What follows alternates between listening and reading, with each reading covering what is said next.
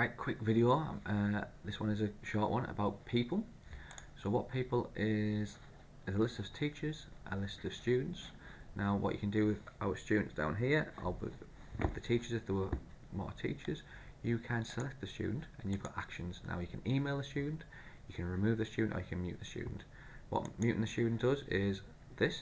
Can still submit work, but other students won't see it, and can't reply to classmates' work.